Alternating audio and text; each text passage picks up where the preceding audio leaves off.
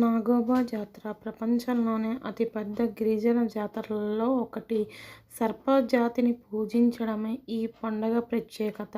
ఈ అమావాస్య రోజు తమ ఆరాధ్య దైవమైన నాగోబా శేషనారాయణమూర్తి పురివిప్పి నాట్యమాడుతారని గిరిజనుల నమ్మకం. అమావాస్య రోజు సరిగ్గా సాయంత్రం 7 గంటల నుంచి రాత్రి 12 గంటల మధ్య కాలంలో గిరిజన పూజారులకు తమ ఆరాధ్య దైవం ఆదిశేషు కనిపిస్తాడని, వారు అందించే పాలు తాగి ఆశీర్వదించి అదృష్టమవుతాడని గిరిజనులు విశ్వసిస్తారు.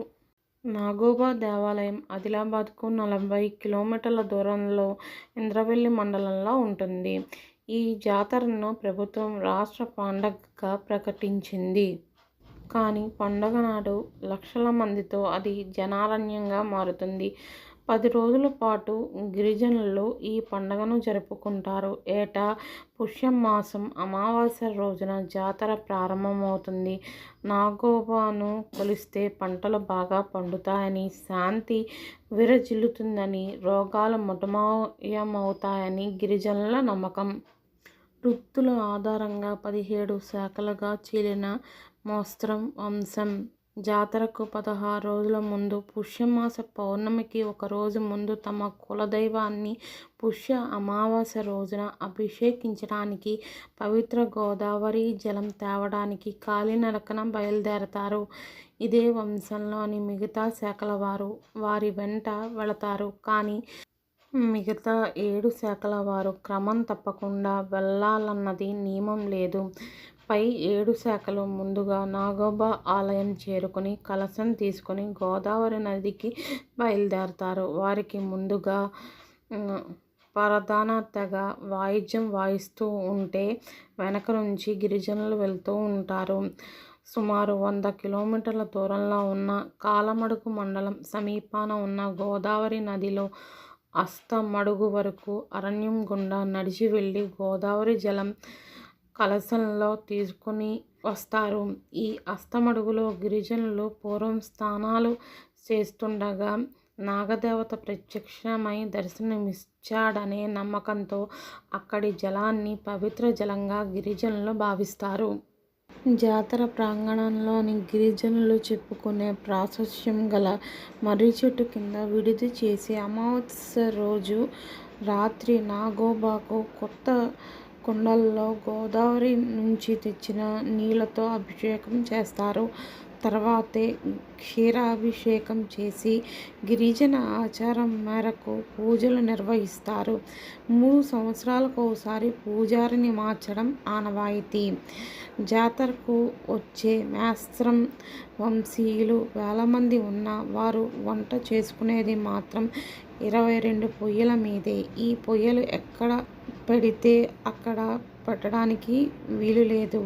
ఆలయ ప్రాంగణంలో ప్రత్యేకంగా ఏర్పాటు చేసిన ప్రహరీ గోడ లోపల గోడకు చుట్టూ దీపాలు వెలిగించేందుకు ప్రత్యేక అరలు ఉంటాయి. ఆ దీపాల కాంతుల వెలుగులలో 22 పొయ్యిల్లో ఈ వంశీయుల వంతుల వారీగా వంటలు చేసుకుంటారు. మిగతా జాతుల వారు ఎక్కడైనా వంట చేసుకోవచ్చు.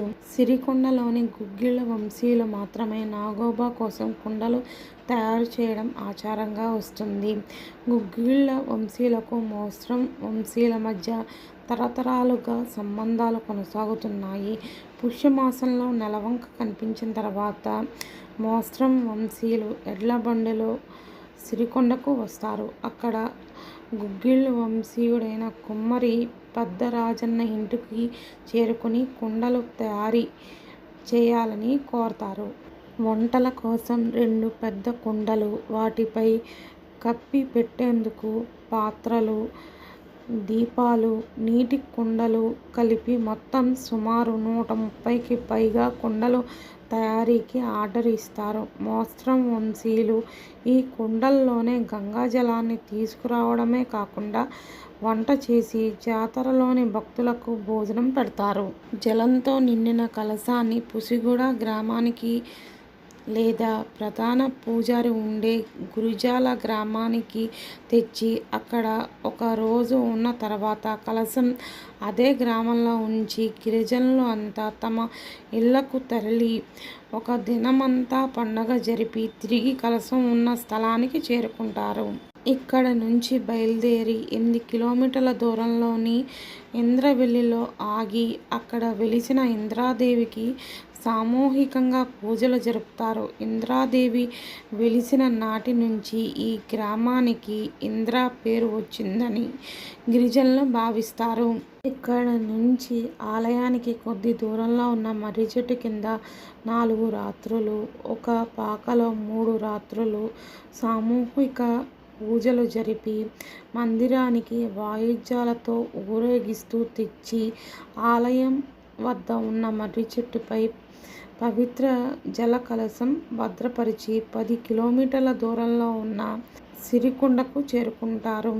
సరిగ్గా పుష్య అమావాస్య రోజున కలశం భద్రపరిచిన మర్రి చెట్టు దగ్గర బావి నీరు మట్టి కలిపి ఒక పుట్టను తయారు చేసి ఆలయం పక్క ఉన్న పూల మందిరాన్ని ఆ మట్టితో అలికి అమావాస్య అర్ధరాత్రి కలశంలో ఉన్న జలంతో ఆలయంలో ఉన్న నాగదేవతను అభిషేకిస్తారు.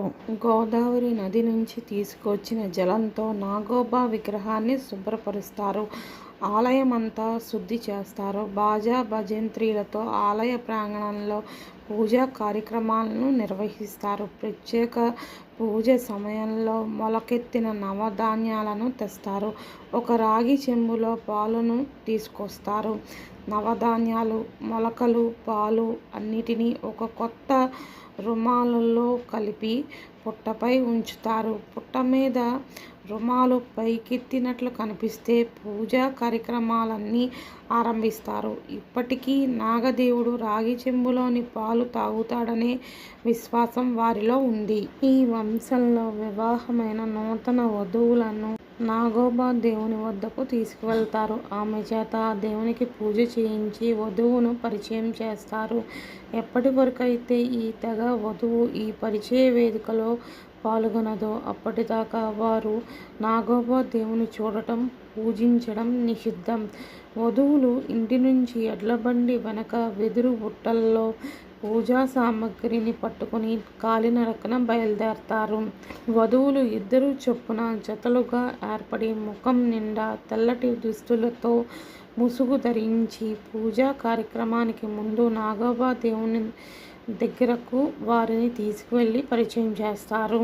అక్కడ నుంచి శ్యాంపూర్లోని జాతర అయ్యాక ఎవరి గృహాలకు వాళ్ళు వెళతారు. జాతర సందర్భంగా ఏర్పాటయ్యే దర్బారుకు ఒక ప్రత్యేక చరిత్ర ఉంది.